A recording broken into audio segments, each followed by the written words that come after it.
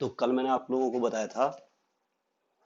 कि द्विघाती सूत्र से या श्रीधराचार्य सूत्र से सवाल कैसे सॉल्व करना है, द्विघात समीकरण को कैसे सॉल्व करना है, उसी से थोड़ा आगे बढ़ाते हैं।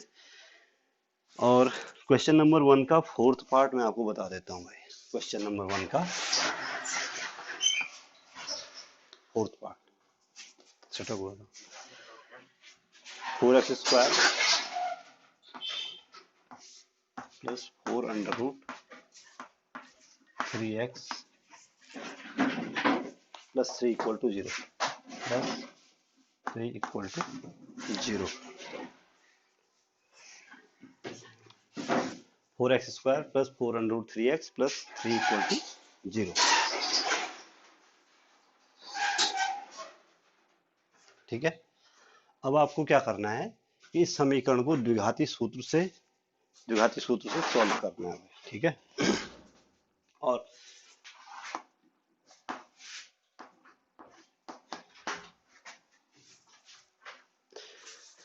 अब हमें श्रीधराचार्य सूत्र से इस समीकरण को क्या करना है, सॉल्व करना है। कल मैंने एक सवाल पहला सवाल बता दिया था ना, दूसरा और चौथा मैंने आपको होमवर्क दिया था, थर्ड पार्ट में अभी बता रहा हूँ। ठीक है भाई, तो देखो कैसे करेंगे। सबसे पहले तो उस विधि को लिखो जिससे आप सवाल सॉल्व करोगे। श्रीधराचार्य सूत्र विधि से इसको समीकरण फर्स्ट बना लो भाई। जो समीकरण आपको दी हुई है इसको मैंने आपको समीकरण नंबर फर्स्ट बना दिया। तो सीधे आप क्या करोगे कि समीकरण फर्स्ट की तुलना आदर्श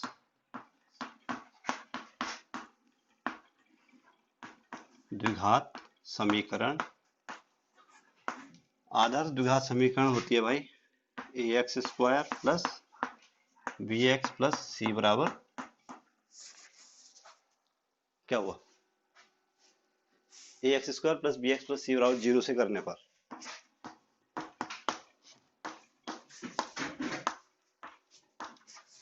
ax² plus bx plus c बराबर 0 से करने पर। आपस में बात मत करो क्योंकि डिस्टर्ब होता है। ठीक है ना, और लोगों का भी डिस्टर्ब होता है, आप लोगों के अलावा और लोग भी ऑनलाइन पढ़ रहे हैं। ठीक है, उनका भी डिस्टर्ब होता है। तो समीकरण फर्स्ट की तुलना आदर्श द्विघात समीकरण ax² plus bx plus c बराबर 0 से करनी है। a बराबर कितना आया, a इक्वल टू जो x² का गुणांक है 1 हो गया, b इक्वल टू कितना हो गया 4 अंडर रूट 3, 4 अंडर रूट जो x का गुणांक है, और c इक्वल टू कितना हो गया, c equal to 3। a b c, x² का गुणांक a, x का गुणांक b, और बाकी जो बचा वो c। अब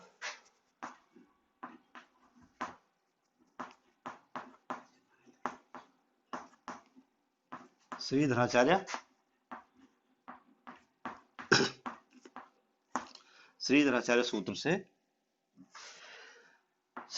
सूत्र मैंने आपको कल बताया था भाई। x इक्वल टू क्या होता है, minus b plus minus under root of b² minus 4ac और पूरे का बट्टे 2a। ध्यान रहे भाई, पूरे का बट्टे b से लेकर और 4ac तक सारे के बट्टे में क्या लिख देना है, 2a। तो यहाँ पे मान रखोगे आप लोग तो x इक्वल टू हो जाएगा माइनस b का मान कितना है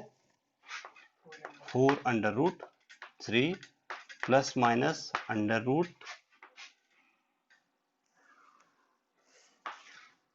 b² यानी कि हो जाएगा 4 अंडर रूट 3 का स्क्वायर। 4a का मान कितना है 4 और c का मान कितना है 3, और पूरे के बट्टे में कितना आएगा, पूरे के बट्टे में यहां तक भाई हैं 2 into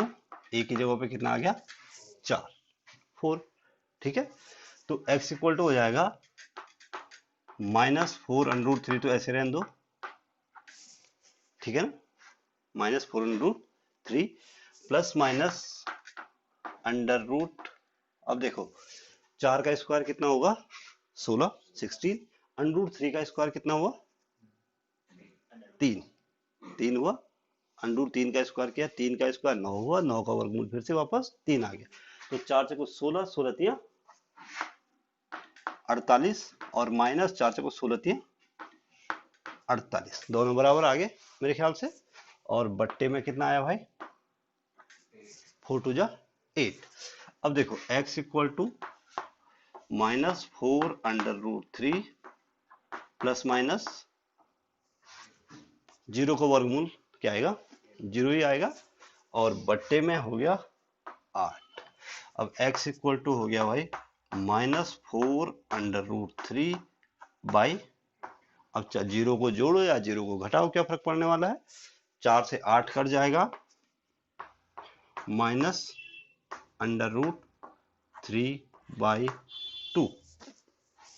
minus under root 3 by अब थोड़ा ध्यान से देखो हमें द्विघात समीकरण के 2 मूल मिलने चाहिए थे लेकिन हमें मिला सिर्फ कितना 1 मूल क्योंकि प्लस माइनस जो घटाना जोड़ना था वो 0 हो गया तो अब क्या होगा क्योंकि द्विघात समीकरण के 2 मूल होते हैं इसलिए हम इसी मूल को रिपीट कर देंगे वैसे भी इसके बाद आप पढ़ोगे कि जब विभक्तिकार का मान शून्य होता है यानी कि बी स्क्वायर माइनस 4ac ये शून्य हो रहा है इस समय तो समीकरण के मूल समान होते हैं भाई बराबर होते हैं ठीक है ना तो यहाँ पे इसी मूल को 2 बार लिख देंगे इसलिए अभिष्ट मूल नोट कर लो इसको कॉपी में नोट करो सवाल फटाफट इसलिए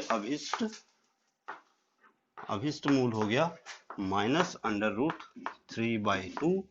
और कॉमा करके इसी मूल को दोबारा लिख दो माइनस अंडर रूट 3/2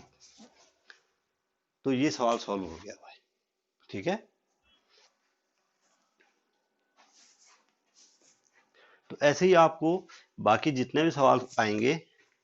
आपको ऐसे ही सॉल्व करना है ठीक है ना 2 सवाल मैं बता चुका हूँ श्रीधराचार्य सूत्र से इसके बाद आप लोग जो भी सवाल आएगा आपको जिस विधि से बोला जाएगा 3 विधियां मैं आपको बता चुका हूँ ठीक है ना तो जो आपको आसान विधि लगे आप उससे सॉल्व करो लेकिन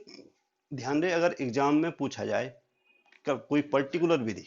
तो उसी विधि से सॉल्व करना है ठीक है